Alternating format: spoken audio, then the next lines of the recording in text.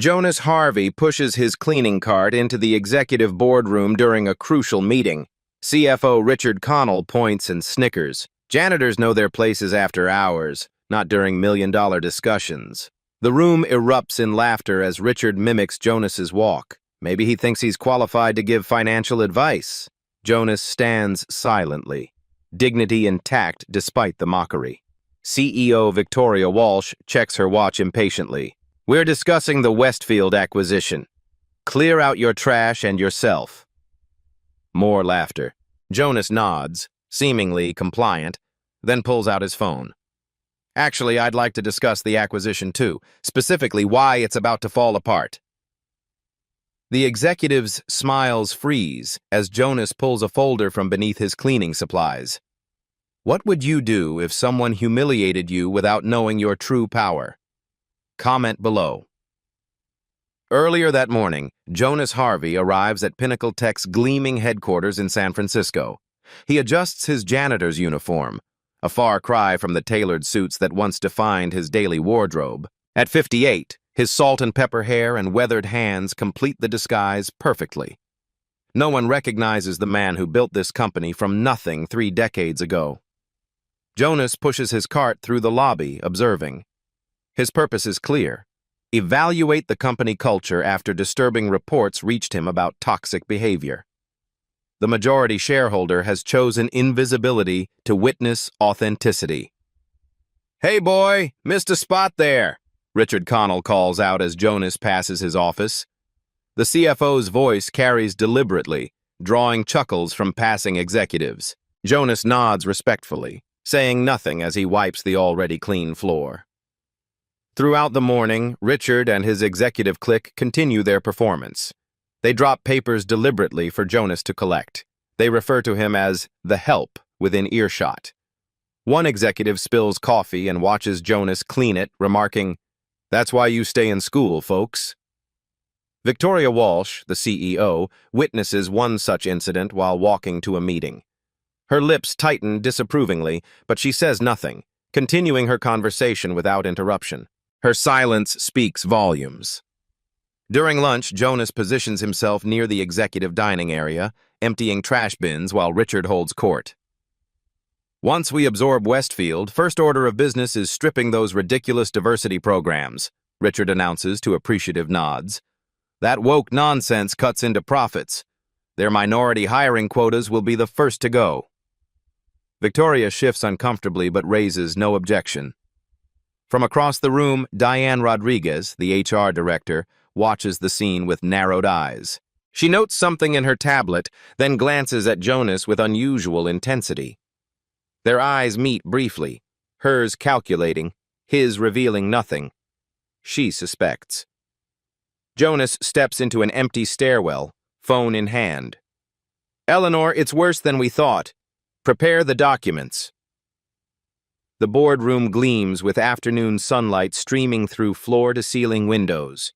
12 executives surround the polished mahogany table, reviewing acquisition documents as Jonas enters pushing his cleaning cart. He keeps his head down, methodically emptying small trash bins while the meeting proceeds. Westfield's technology is solid but overvalued. Richard Connell gestures to the projection screen displaying financial charts. Their diversity initiatives alone cost nearly $3 million annually. Pure waste will eliminate post-acquisition. Victoria nods thoughtfully. Their customer base is quite loyal to their corporate values. We should consider transition optics carefully. Richard dismisses this with a wave. Customers care about products, not politics. They'll forget within a quarter. Jonas moves steadily around the room, a silent observer cataloging every word. Richard drops a crumpled paper on the floor rather than the bin beside him, smirking at a colleague. Third quarter projections show immediate 15% growth once we streamline their bloated HR department, Richard continues. Jonas reaches for the paper, accidentally bumping Richard's chair. "Jesus!" Richard explodes, spinning around. "Can't you do anything right? This is why people like you push brooms instead of making decisions." The room falls silent. Jonas straightens, dignity intact despite the flush creeping up his neck. "I apologize, sir," he says quietly. Victoria glances at her watch. Perhaps maintenance could return after our meeting concludes. Diane Rodriguez, seated at the far end, clears her throat. Perhaps we could show more respect to all staff members. Our company values state HR should focus on real issues, not janitor feelings, Richard interrupts. We're discussing a $200 million acquisition. Jonas continues his rounds, now hyper-aware of the executives' reactions. Some shift uncomfortably. Others smirk in solidarity with Richard. Most simply pretend nothing happened. The worst response of all. Richard returns to his presentation, unaware that Jonas catches 3 critical errors in his financial projections.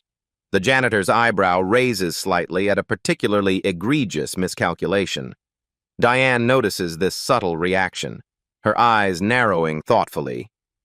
As Jonas turns to leave, cart nearly at the door, Richard calls out, "Hey janitor, before you go, want to give us your expert opinion on our $200 million deal?"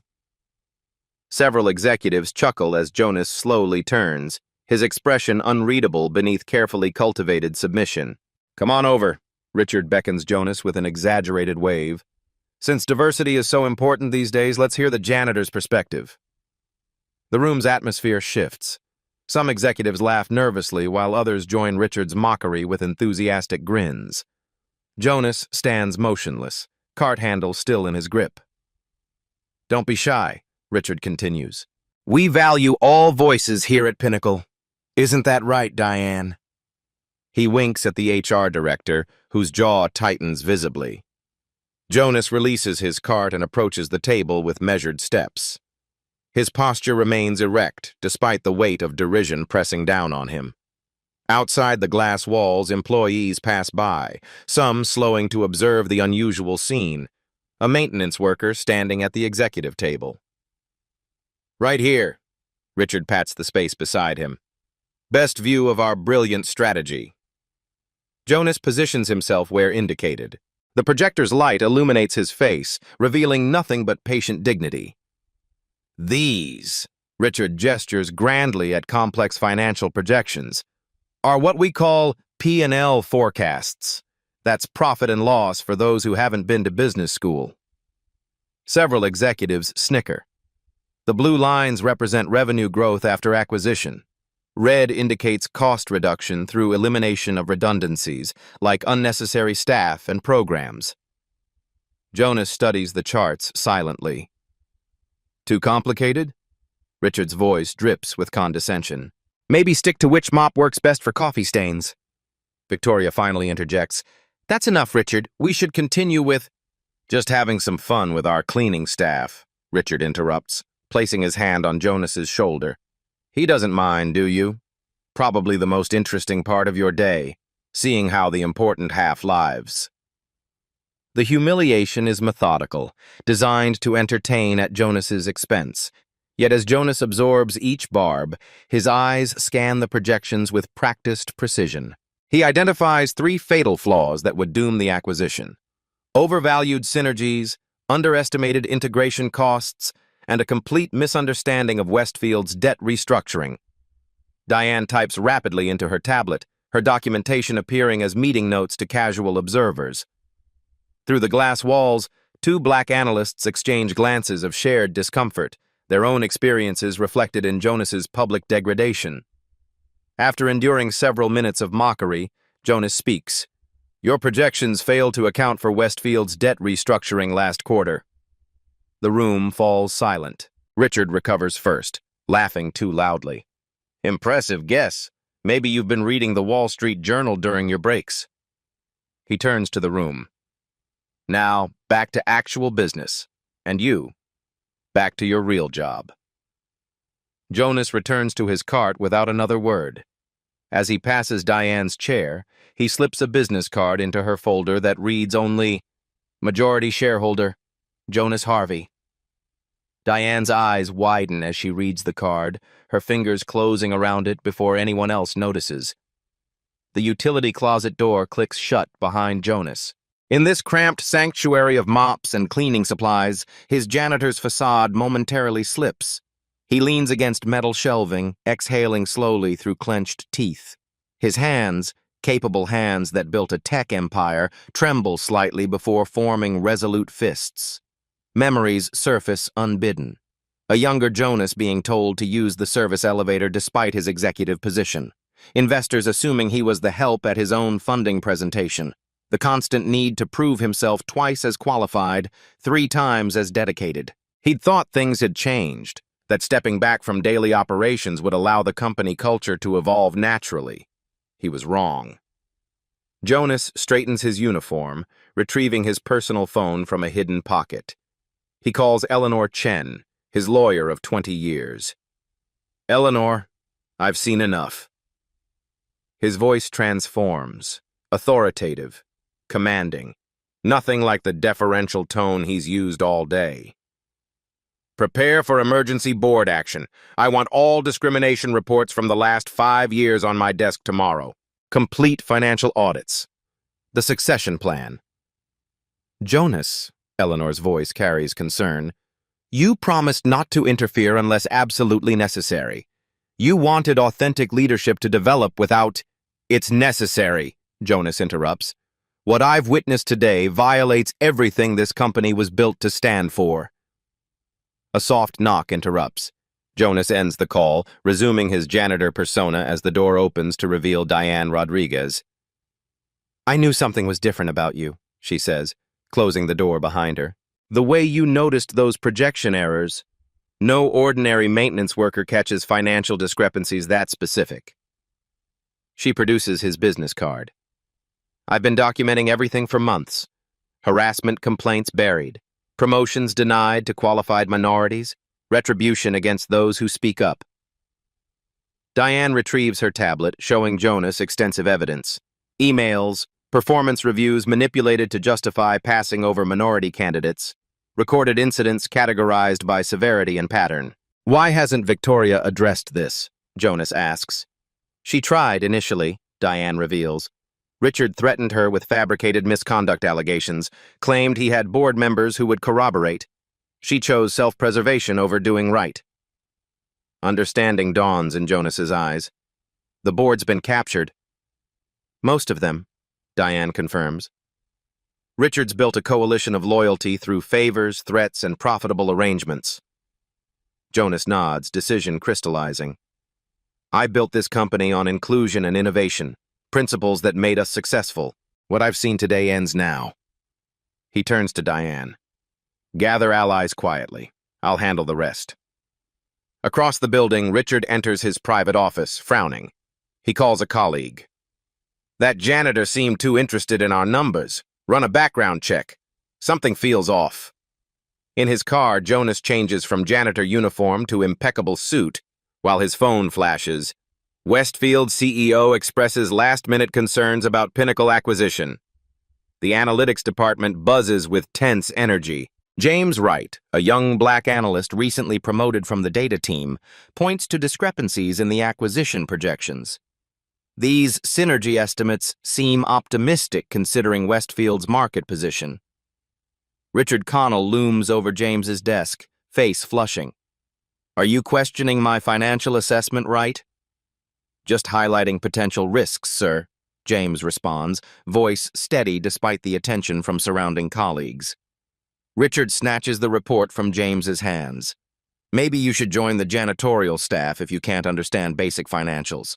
Your promotion was clearly premature." Victoria witnesses this from the department entrance. She steps forward, then hesitates, conflict evident in her expression. "Let's stay professional, Richard. The team is just doing due diligence." Her weak intervention draws Richard's contemptuous glance before he drops the report on James's desk. "Fix your understanding, not my numbers." He storms off, leaving Victoria standing awkwardly before she retreats without further comment. Meanwhile, Jonas, still in his janitor disguise, pushes his cart past the executive suite where Diane conducts a clandestine meeting. Inside, 5 employees from different departments share experiences. "He said my accent was too ethnic for client calls," a marketing manager reveals.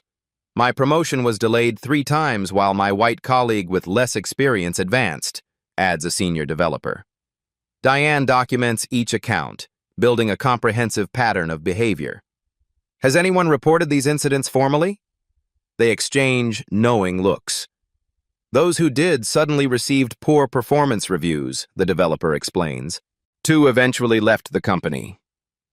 Across the building, Richard reviews security logs on his computer. His brow furrows as he discovers the cleaning company has no janitor scheduled for their floor today. He picks up his phone. Security? I need you to locate an unauthorized individual. Older black male, maintenance uniform, currently in the building. Richard keeps his voice low. Find him discreetly. No need to alarm the board yet. In the break room, Jonas engages a mid-level manager while refilling paper towels. Heard there's concern about the Westfield acquisition, he mentions casually. Between us? The manager glances around. Their corporate culture is nothing like ours. Richard's integration plan ignores significant compatibility issues. Jonas nods sympathetically. Sounds like trouble. If someone examined their diversity initiatives versus our track record, they'd find major red flags, the manager continues, clearly relieved to voice concerns. In her office, Victoria frantically answers her phone. Mr. Westfield, I assure you our commitment to your company's values. She pauses, listening. What anonymous concerns? I don't understand. She paces nervously. The acquisition timeline remains in our mutual interest. Any delay could affect market perception. Another pause. Yes, I'll address these issues personally. Thank you for bringing them to my attention. Victoria hangs up, immediately dialing Richard. We have a problem. Someone's sabotaging the deal. Security footage of Jonas in his janitor disguise appears on Richard's phone with a message. Unscheduled personnel. Identity unknown. This stays between us. Richard addresses the hastily assembled executive team in the small conference room. Victoria's conspicuous absence hangs in the air. We have a security situation that threatens the Westfield acquisition. He displays the security image on the screen. This individual entered our building using maintenance credentials, but he's not employed by our cleaning service. Murmurs ripple through the room as executives recognize the janitor from the boardroom incident. Corporate espionage? Asks the chief technology officer. Richard nods gravely. That janitor wasn't just nosy, he wasn't ours. His interest in our acquisition projections suggests he's gathering intelligence, possibly for a competitor. He doesn't mention his humiliation of the man, conveniently editing those details from his narrative. Across town, Jonas sits across from Gerald Westfield in a private dining room. Gone is the janitor's uniform, replaced by a bespoke suit that commands respect. The Westfield CEO studies Jonas with newfound understanding. When my assistant said Jonas Harvey wanted to meet, I almost didn't believe it, Gerald admits. The founder emeritus, back from the shadows. Jonas sips his water. I never truly left, Gerald. I merely stepped back to allow new leadership to flourish without my shadow. Unfortunately, that experiment has produced concerning results. The anonymous concerns about Pinnacle's culture were mine, Jonas confirms. After observing firsthand how Richard Connell conducts business, I cannot in good conscience allow your company, with its exemplary diversity initiatives and innovative culture, to be dismantled by his leadership. Gerald leans forward. You're the majority shareholder. Why not simply remove him? Corporate governance requires due process. But more importantly, Jonas's eyes sharpen, I needed incontrovertible evidence of the systemic issues. My janitor persona provided that. Back at Pinnacle, Victoria storms into Richard's office.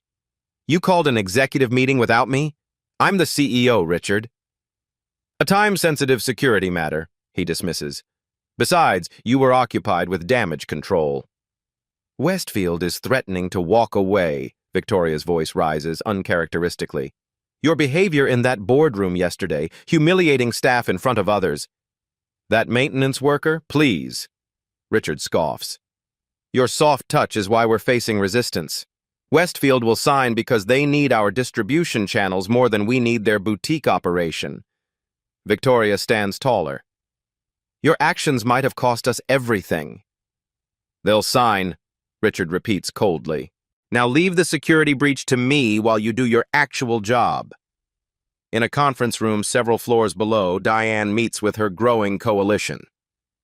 We have testimonials from 23 current employees and 17 former staff members who left due to hostile conditions. She displays the structured report on her laptop.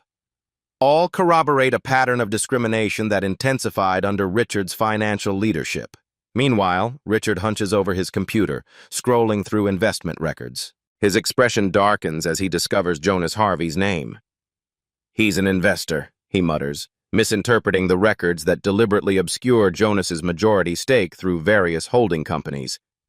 He reaches for his phone. Security, I want Jonas Harvey banned from this building immediately. In the boardroom, tension divides the executives. The chief marketing officer speaks hesitantly. Perhaps we should re-examine our approach to the Westfield integration. Their corporate culture is irrelevant, interrupts Richard's ally from legal. We're acquiring their technology and market share, not their HR policies.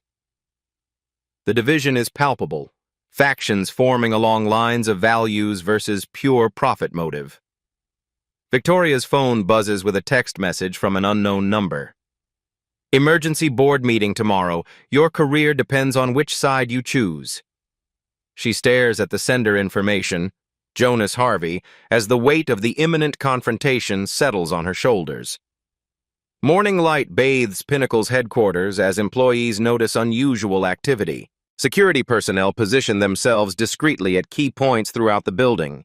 Executive assistants whisper about an unscheduled board meeting. Something significant approaches. Richard Connell strides through the marketing department, projecting confidence he doesn't entirely feel. He stops at Zoe Patterson's desk, a talented black woman repeatedly passed over for promotion. Zoe, his smile doesn't reach his eyes. Good news. That senior position you interviewed for last quarter? It's yours effective immediately. She looks up, surprised. Thank you, but what changed since my last review?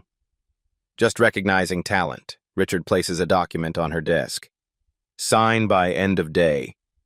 He lowers his voice. Between us, there may be some troublemakers spreading misinformation about our company culture. Your perspective as a valued minority employee would be helpful in correcting that narrative. Zoe's expression remains carefully neutral. I see. Similar scenes repeat across departments as Richard strategically promotes previously overlooked minority employees while implying consequences for speaking against him. Meanwhile, Victoria secures an empty office for a clandestine meeting with Diane Rodriguez. Why didn't you come to me sooner with this? Victoria gestures at the documentation displayed on Diane's tablet. Diane pulls up an email folder labeled CEO Communications. I did. 3 times. Your assistant, appointed by Richard, said you were too busy. Then my concerns were mysteriously reclassified as low priority. Victoria's face falls as she scrolls through evidence of her own complicity through inaction. I knew things were problematic, but this systematic pattern... Richard created a culture of fear, Diane explains. Most victims stay silent, knowing what happens to those who speak up. Across town, Jonas and Eleanor review company bylaws in her law office. Richard violated at least 15 policies, Eleanor confirms. Discrimination, harassment, creating a hostile work environment, misrepresentation to the board regarding diversity initiatives. The board can't ignore this, Jonas states. Some will try, Eleanor warns. Richard's cultivated allies through favors and shared interests. They'll claim it's just his management style. Jonas straightens his tie. Then they'll share his fate. In his office, Richard makes frantic calls. I need your vote tomorrow. Yes, I understand your concerns, but this is an attempted hostile takeover. No, he doesn't have majority control. That's absurd. His confidence wavers as he counts potential allies. The coalition he thought solid now shows concerning cracks. He accesses Jonas's investor profile again, digging deeper into ownership structures. His face pales as he discovers connections to holding companies he previously overlooked. Throughout the building, employees share whispers about the janitor incident. Customer service representative Thomas Chen tells colleagues in the break room, "My cousin works at Westfield. Says their CEO pulled back from the acquisition after an anonymous tip about Pinnacle's toxic environment." "About time someone exposed what happens here," another employee responds, voice low. The Westfield CEO appears on financial news, diplomatically addressing speculation. "We're simply conducting additional due diligence regarding cultural alignment. Strong corporate values have always been Westfield's foundation." Pinnacle's stock dips 3% in response.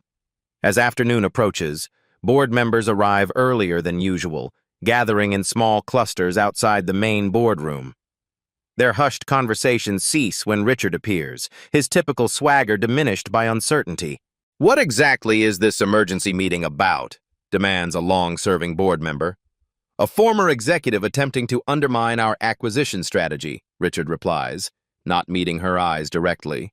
"Nothing we can't handle." The elevator opens, revealing Jonas Harvey in an impeccable charcoal suit, his bearing regal and commanding, nothing like the janitor they'd mocked. The board members stare in stunned recognition as he approaches. Security moves to intercept Jonas, but freeze when Victoria emerges from her office with 4 words: "Let him pass, immediately." "The Westfield acquisition represents our strategic direction for the next decade."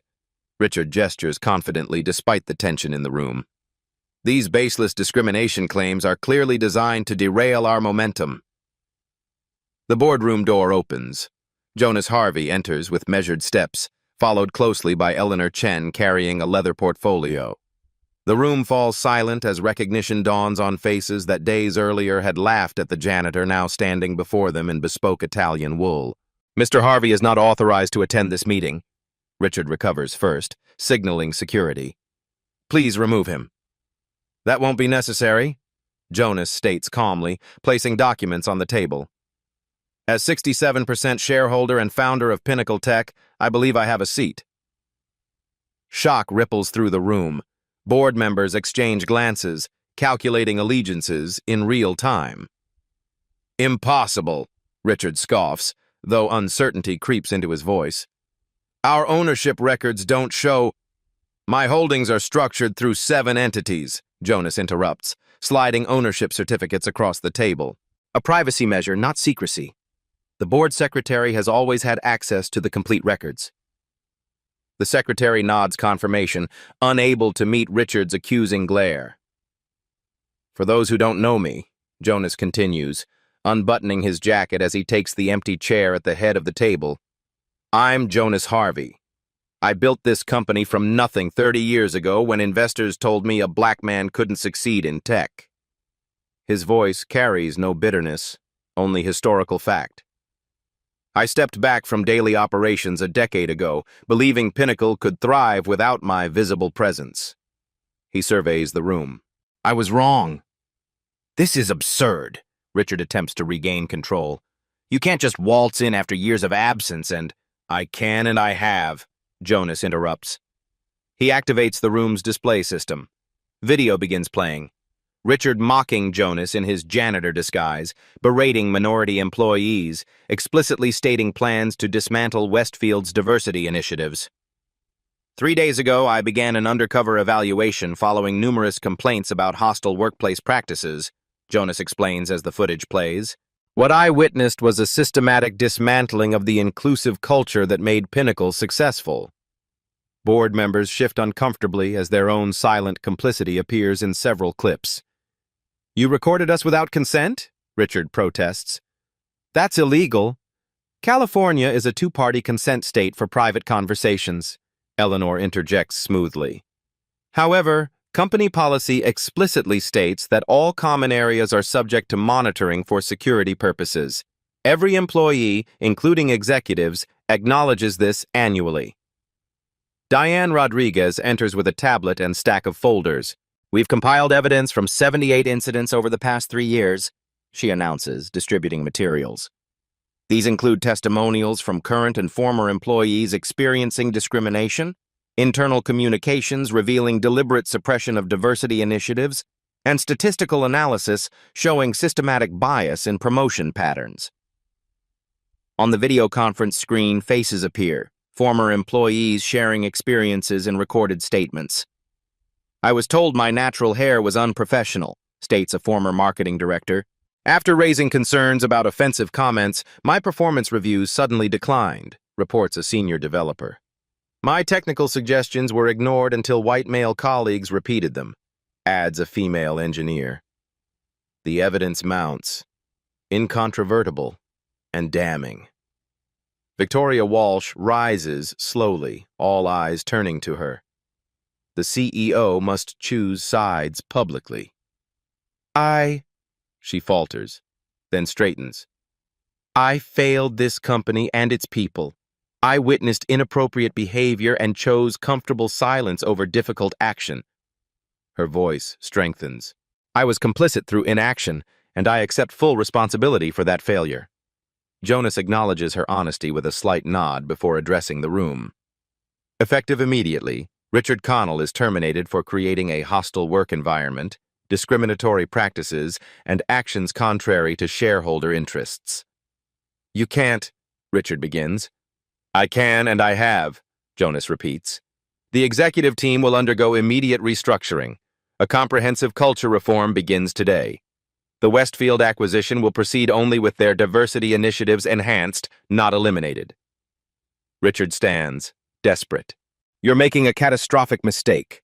Our share price will plummet. I know things about our operations, security vulnerabilities, accounting practices, that could devastate this company if made public." The room goes still at the naked threat. Jonas remains unperturbed. "That would violate your NDA and result in criminal charges for securities fraud and corporate espionage." His voice carries deadly calm. "Choose your next move carefully, Richard. Your remaining options narrow by the second." Security personnel approach at Eleanor's signal. Richard snatches his phone and laptop, glaring at each board member in turn. "You're choosing social justice fantasies over shareholder value," he spits. "This company won't survive what's coming when the market learns the founder has gone woke." "The market," Jonas responds evenly, "will learn that Pinnacle is recommitting to the principles that built our success. Innovation driven by diverse perspectives and ethical leadership." As security escorts Richard out, he turns back with a venomous glare. "This isn't over. Your precious company won't survive what's coming." The door closes behind Richard, but his threat lingers in the air like smoke, acrid and ominous. Transformation sweeps through Pinnacle Tech with the force of long-suppressed justice finally unleashed. The board meeting extends for hours as Jonas methodically rebuilds the company's leadership structure and priorities. Diane Rodriguez is appointed Chief Diversity Officer with full board voting rights, Jonas announces. Her first task, comprehensive audit of all promotion and compensation practices across departments. Several executives shift uncomfortably. 2 submit immediate resignations rather than face investigation. "We accept both resignations," Jonas states without hesitation. "However, your departure does not exempt you from the forthcoming legal review." By afternoon, the executive floor transforms into a command center for corporate rehabilitation. HR teams conduct departmental assessments, while legal teams review past settlements for discriminatory practices. The energy is simultaneously anxious and hopeful, like a patient awakening after necessary surgery. Victoria occupies a corner office, diminished but not removed. "Your honesty saved your position," Jonas informs her. "Temporarily. Your actions moving forward determine your future." She nods, understanding the conditional reprieve. "I'll earn back trust or step aside entirely." Despite attempts at discretion, news travels fast in the tech world. By evening, industry blogs post speculative headlines. "Major shakeup at Pinnacle Tech," and "CFO Connell exits amid rumors of cultural turmoil." By morning, mainstream business media catches the story. Undercover boss takes down toxic leadership, splashes across financial news channels. Billionaire founder returns as janitor, exposes discrimination trends on social platforms.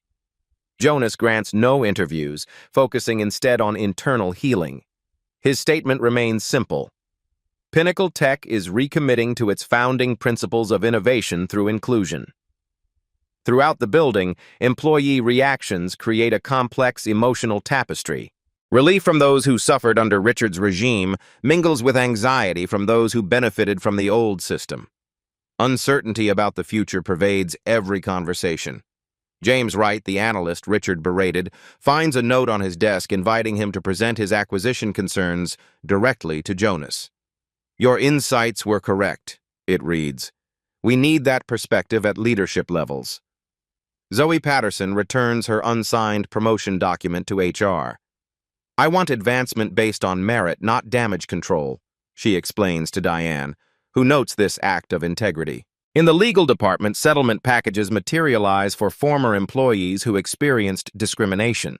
The agreements notably lack non-disclosure requirements, transparency replacing the culture of secrecy. Richard, meanwhile, retreats to his Atherton mansion, but not into silence. He works phones relentlessly, attempting to rally supporters. "Harvey's destroying shareholder value with these woke policies," he argues to a former board ally. "The market will punish this social justice experiment." Few publicly align with him as evidence mounts. Financial journalists obtain redacted copies of the discrimination documentation, creating a comprehensive timeline of institutional failure. Industry analysts begin questioning other tech companies about their diversity metrics, creating ripple effects throughout Silicon Valley. Victoria proves surprisingly valuable during transition, providing candid assessments of the executive team. Jenkins enabled Richard's worst behaviors, she reveals. Chen objected once, but was silenced. Williams consistently advocated for better practices despite Richard's opposition. Jonas receives daily market reports showing initial volatility. Pinnacle stock drops 7%, then stabilizes as he outlines his vision in a shareholder letter. Inclusive culture directly correlates with innovation outcomes and sustainable growth. We are correcting course to align with empirical best practices and our founding values. Institutional investors signal support after private briefings detail the liability risks Richard's leadership had created. Addressing these issues proactively minimizes long-term exposure, notes a major pension fund manager. The temporary disruption is preferable to class action litigation. Gerald Westfield arrives personally for acquisition renegotiations, sitting across from Jonas in the same boardroom where the janitor had been mocked days earlier. "Your undercover approach was unorthodox but effective," Gerald observes. "Sometimes transformation requires first-hand understanding," Jonas responds. "Our companies share fundamental values that Connell would have destroyed. The acquisition should enhance those values, not eliminate them." They restructure the deal to preserve and expand Westfield's diversity initiatives post-merger. The revised agreement includes quantifiable inclusion metrics tied to executive compensation, accountability built into governance. Throughout the building, physical spaces transform alongside policies. The executive floor's restricted access opens, creating literal transparency. HR launches anonymous reporting systems with external oversight. Employee resource groups receive formal recognition and funding. Jonas establishes a review board including both executives and lower-level employees, all with equal voting power on cultural matters. "Hierarchy has value for operational efficiency," he explains, "but toxic culture flourishes when power concentrates without accountability." Victoria testifies in internal proceedings against Richard's practices, providing crucial documentation of his threats against those who challenged him. "He created an ecosystem where complicity became the path of least resistance," she acknowledges. "I failed by choosing that path." 3 weeks into the transformation, market analysts upgrade Pinnacle's rating from hold to buy, citing reduced legal exposure and improved innovation potential. The stock recovers its losses and adds 2% growth. Diane implements quarterly culture audits that become discussion points in earnings calls. Metrics, as important as financial performance. Culture is a leading indicator, Jonas explains to investors. Financial results are lagging indicators of cultural health. Former employees return, bringing valuable skills and experiences from competitors. The exodus of talent was our greatest invisible cost, Jonas notes during an executive meeting. Their return signals our recovery. Richard's public support continues eroding as more former employees speak out. His attorney advises against litigation, knowing discovery would further damage his reputation. His substantial stock holdings in Pinnacle maintain his wealth, but his industry influence wanes daily. Zoe Patterson receives her promotion through proper channels, based on documented performance excellence. James Wright joins the strategy team, his analytical insights valued rather than suppressed. Throughout Pinnacle, similar corrections occur, Merit finally operating without bias. The press eventually loses interest in the internal transformation, moving to newer scandals at other companies. This media reprieve allows deeper healing within Pinnacle's culture, away from public scrutiny. On a rain-slicked evening 6 weeks after the boardroom confrontation, a security camera captures Richard entering the headquarters of Pinnacle's largest competitor. The footage reaches Jonas's desk within hours. He's offering insider information, Eleanor confirms after activating their legal intelligence network. Attempting to exchange knowledge for a leadership position. Document everything, Jonas instructs. His NDA makes any such disclosure actionable. As Jonas works late that evening, reviewing cultural transformation metrics in what was once Richard's office, he notices a janitor emptying trash bins. A young black man with a graduate degree in computer science according to the new employee database Jonas had specifically reviewed. The executive floor looks much better now, Jonas comments. The janitor looks up, surprised at being addressed directly. Just doing my job, sir. Your resume mentions a master's in computer science. Any interest in our engineering department? The young man's eyes widen. Absolutely, but HR said there weren't openings when I applied. There are now. Jonas hands him a card. Call this number tomorrow. As Richard is spotted meeting with executives from Pinnacle's largest competitor, his expression carries vindictive determination. They thought I was finished? I'm just getting started. The competitor's CEO leans forward with calculated interest. Tell me exactly what vulnerabilities we can exploit in Harvey's new regime. The California Tech Ethics Commission convenes in a sunlit chamber that feels more like a courtroom than a hearing room. Richard Connell sits stiffly beside his attorney, watching industry representatives and legal counsel file in. The formal proceedings begin with clinical precision.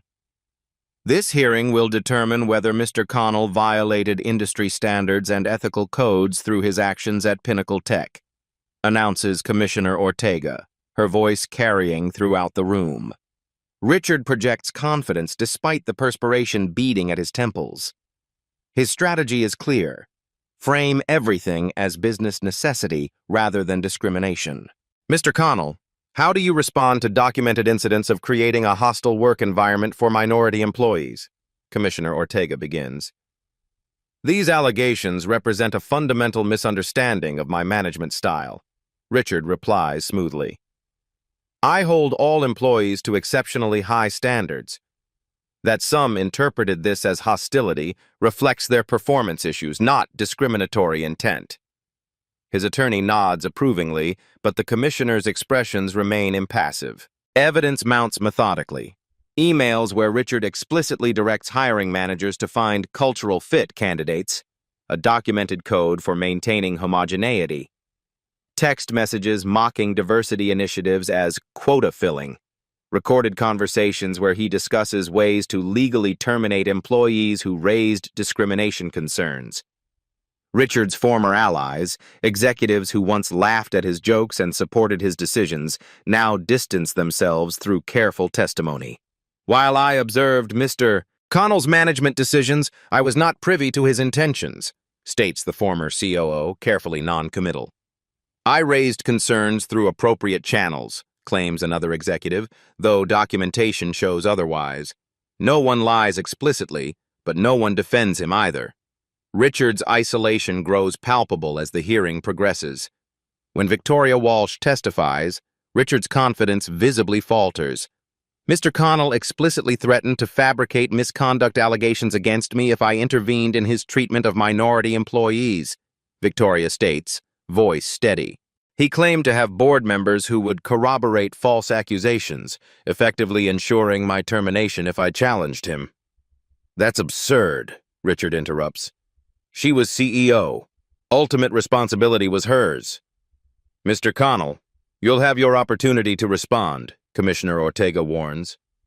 Victoria presents documented evidence, saved emails, recorded conversations, contemporaneous notes, creating an undeniable pattern of intimidation and manipulation. Richard's final defense strategy emerges during cross-examination, shareholder value above all. Every decision I made maximized financial performance, he insists. That's my fiduciary responsibility. These so-called discriminatory practices were simply efficient business operations without unnecessary social engineering. Jonas Harvey, who has observed silently until now, approaches the witness table. He places a bound report before the commissioners. This analysis compares financial performance across tech companies with various diversity metrics, Jonas explains. The data demonstrates that inclusive workplaces consistently outperform homogeneous environments in innovation output, talent retention, and long-term market value. He turns to Richard. Your practices didn't maximize shareholder value, they actively damaged it while creating legal and reputational liability. Richard's facade finally cracks. You've turned Pinnacle into a social justice experiment. The market will punish your weakness. The market has already rendered its verdict. Jonas responds evenly. Pinnacle stock has risen 12% since your departure, outperforming the tech sector by 7 points. The commissioners need little deliberation. Their verdict is unanimous. Richard Connell violated multiple industry ethics standards. They revoke his executive certifications and refer evidence to the district attorney for potential criminal charges related to creating a hostile work environment. Richard departs in disgrace, his reputation destroyed. Legal teams have already negotiated settlements preventing him from executive roles at public companies for 5 years. As he exits the building, he passes a young black man in a crisp suit entering for the afternoon session. Excuse me, Richard mutters automatically, not making eye contact. No problem, Mr. Connell, responds Jamal Washington, the former janitor whom Richard had denied a management position despite his MBA. I'm testifying about my experiences at Pinnacle this afternoon. Recognition dawns in Richard's eyes as Jamal continues into the building, head high, ready to contribute to the formal record of systemic failure that ended Richard's career. 3 months later, Jonas receives an unmarked envelope containing detailed discrimination documentation from 5 other major tech companies with a handwritten note. This was never just about Pinnacle, was it? Silicon Valley's landscape shifts with subtle but profound aftershocks from the Pinnacle revelation. Executive recruiters report unprecedented demand for diversity officers with actual authority rather than symbolic titles. Board meetings across the industry suddenly feature pointed questions about workplace culture metrics alongside financial projections. Jonas establishes the Tech Equity Coalition, bringing together former victims of discrimination who now lead the initiative with unique insight. Their first conference sells out in hours, CEOs and HR directors flocking to sessions titled Measuring What Matters, Culture as Competitive Advantage, and From Compliance to Commitment, Authentic Inclusion Strategies. We're not here to shame companies, Jonas clarifies in his opening address. We're here to share empirical evidence that inclusive workplaces outperform their peers on every meaningful metric. The coalition publishes case studies using Pinnacle's transformation as their central example. The data speaks volumes. Innovation output increased 23% in the first 6 months after Richard's departure. Employee retention improved 31%, significantly reducing costly turnover. Customer satisfaction scores reached all-time highs. Victoria Walsh, partially redeemed through her later actions and honest testimony, becomes an unexpected voice for accountability. She speaks candidly at industry conferences about leadership's responsibility. Silence isn't neutrality, it's complicity, she tells a packed audience of executives. I chose comfort over courage, and that choice enabled harm. Don't make my mistake. Competitors who initially celebrated Pinnacle's disruption soon face their own reckonings. Anonymous tips to tech journalists reveal similar discriminatory patterns throughout the industry. Companies initiate internal audits proactively, hoping to address issues before becoming the next headline. The Westfield acquisition completes successfully under the restructured terms, creating a new corporate model combining profitability with inclusive practices. Their joint stock value increases 23% within 6 months, outperforming the Nasdaq index by 11 points. Richard attempts to secure positions at 3 different companies, leveraging old connections and promising exceptional returns. Each time, background checks and heightened sensitivity to discrimination liability lead to quietly withdrawn offers. His lawsuit against Pinnacle for wrongful termination is dismissed with prejudice, the judge citing overwhelming evidence of misconduct. Congressional hearings on tech industry practices suddenly feature questions about corporate culture alongside traditional antitrust concerns. Jonas testifies about the business costs of discrimination. Beyond the moral imperative, he explains to legislators, discriminatory environments produce measurably inferior results. They sacrifice talent, suppress innovation, and create unnecessary legal exposure, all factors that damage shareholder value and economic competitiveness. New regulations emerge requiring transparency in promotion practices and demographic representation across leadership levels. Companies must now report not just raw diversity numbers, but advancement rates and compensation equity metrics. At Pinnacle, Diane Rodriguez implements quarterly culture audits that become industry standard. Her methodology, combining anonymous feedback, advancement metrics, and incident reporting, provides early warning indicators of potential issues before they become systemic. Employee satisfaction reaches unprecedented levels as people experience authentic inclusion rather than performative diversity. Zoe Patterson leads a product team that delivers Pinnacle's most successful launch in 5 years. James Wright's financial models, once dismissed by Richard, now guide strategic planning with remarkable accuracy. Throughout Silicon Valley, similar transformations unfold with varying degrees of commitment. Some companies embrace change enthusiastically, recognizing competitive advantage. Others comply reluctantly, doing the minimum necessary to avoid scrutiny. The difference in outcomes becomes increasingly apparent in talent attraction and market performance. Jonas observes these industry shifts with measured satisfaction. The work remains incomplete, but irreversible momentum builds towards systemic improvement. Change, once begun, creates its own momentum. At a major tech conference, a janitor approaches Jonas with tears in his eyes. "You changed everything for people like us." 1 year later, Jonas walks through Pinnacle headquarters, his name now restored to the building's exterior after years of absence. Employees of all backgrounds collaborate in open workspaces designed for both productivity and inclusion. The atmosphere feels noticeably different, energized, yet calmer, ambitious, yet ethical. Jonas pauses at the innovation department, now led by Jamal Washington, the young black man Richard had relegated to janitorial work despite his MBA and technical expertise. Jamal's team has just launched a new integrated communications platform that became the company's fastest-growing revenue stream within months. The market response exceeded even our optimistic projections, Jamal explains as they review performance metrics. "We're seeing particularly strong adoption in international markets." "Your perspective on cross-cultural communication needs made the difference," Jonas observes.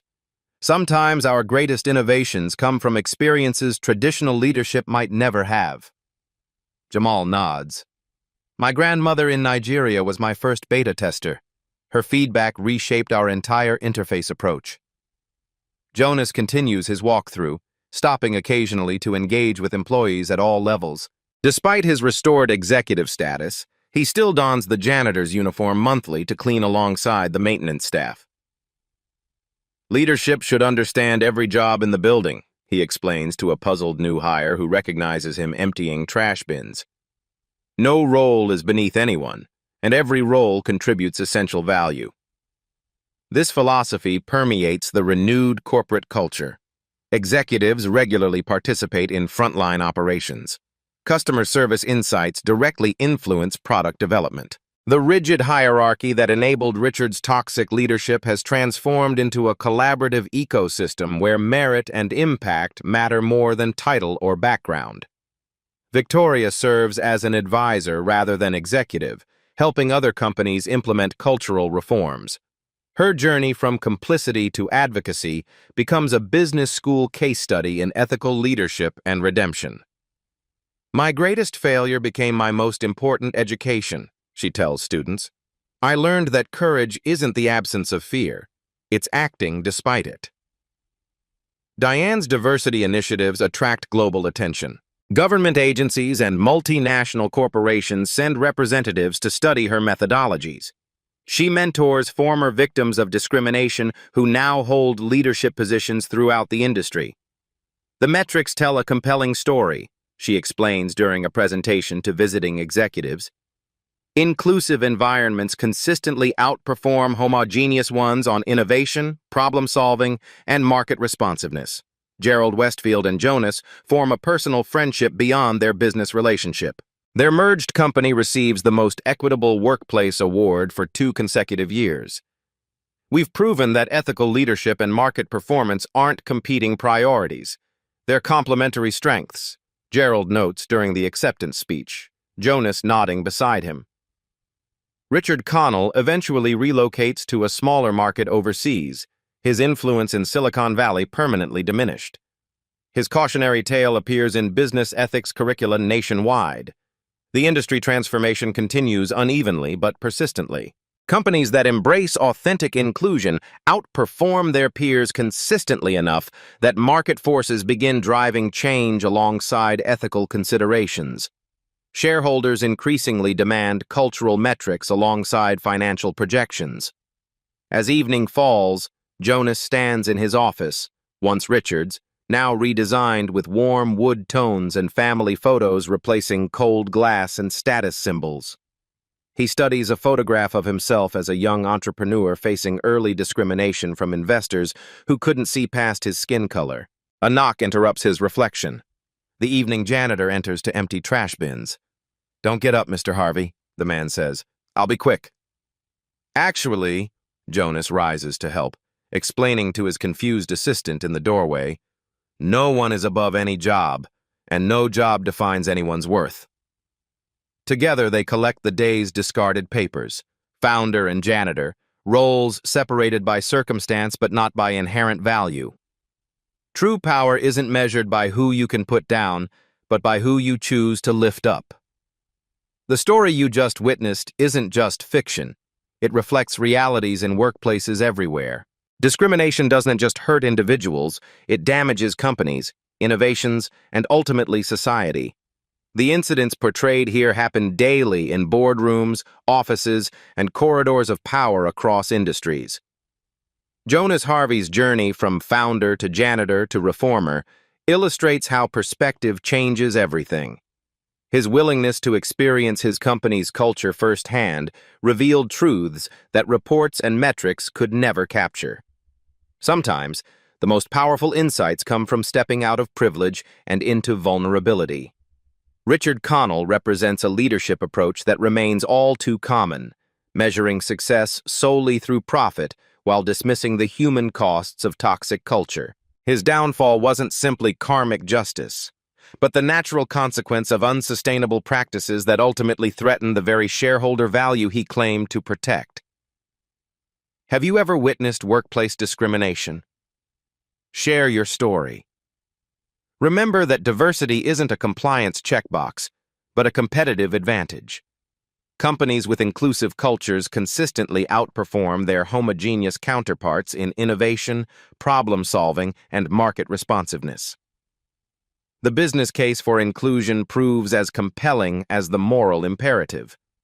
Tag someone who needs to see that standing up for what's right is always worth it. Share this story with colleagues navigating similar challenges or leaders shaping workplace culture. Sometimes a narrative communicates what statistics alone cannot. Subscribe to Beat Stories for more stories of everyday heroes creating extraordinary transformations in their communities.